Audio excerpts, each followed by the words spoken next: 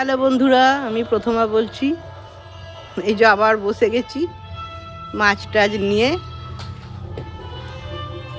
এই বাজবো।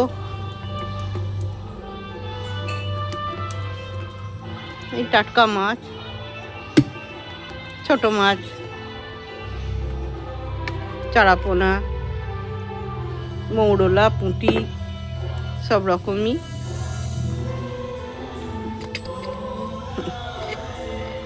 এই যে এইগুলো বাটার চারা, এইগুলো সব এইগুলো আলাদা করব। বাটার চারাগুলো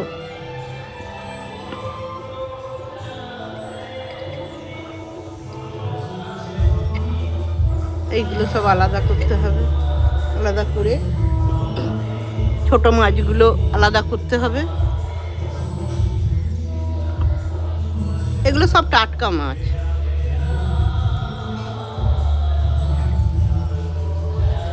এগুলো সব টাটকা মাছ। এগুলো ছোট বড় আলাদা আলাদা করে বাছতে সুবিধে হয়।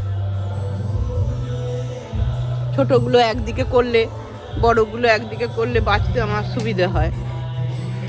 এই যে এই মাছগুলো একটু বড় সাইজের, এইগুলো বাটা। এটা কালবোস, এই মাছটা হচ্ছে কালবোস মাছ। এই মাছটার খুব টেস্ট। আর এইগুলো হচ্ছে বাটা, এইগুলো হচ্ছে বাটা, এইগুলো বাটা, এগুলো বাটা, এগুলো সব বাটা। এইসব মাছগুলো। আর এইগুলোর মধ্যে এইগুলো হচ্ছে মৌরলা। এই যে পেটে ডিম রয়েছে, এই যে এইগুলোর পেটে ডিম রয়েছে। একটু বড় সাইজ হলে মৌরলার পেটে ডিম আসে।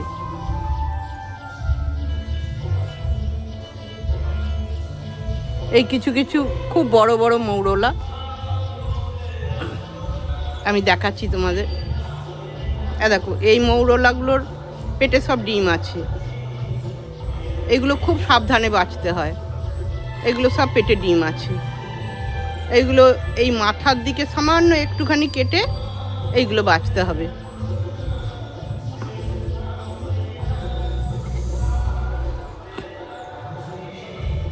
দেখো কত বড় একটা মৌরলা।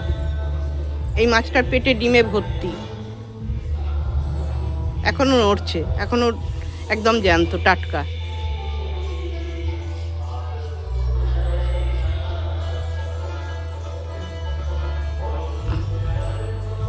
দাঁড়াও, আমি তোমাদের আর একটা জিনিস দেখাচ্ছি। ধরতে পারছি না, পিছলে পিছলে চলে, জ্যান্ত তো। দেখো এগুলো কত বড় বড় সাইজের পুঁটি। এইগুলো ঝাল টক, ইয়ে তোমার ভাজা, এগুলো ভালো লাগে। এইগুলো, এই মাছগুলো আবার মৌরলা আর পুঁটি আলাদা আলাদা করব। আলাদা আলাদা করে এইগুলো বাছতে হবে। মৌরলা আর পুঁটি কিন্তু আলাদা টেস্ট।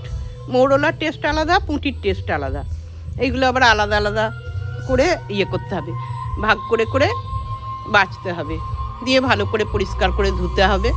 ঠিক আছে বন্ধুরা, আমি তাহলে কাজে লেগে পড়ি।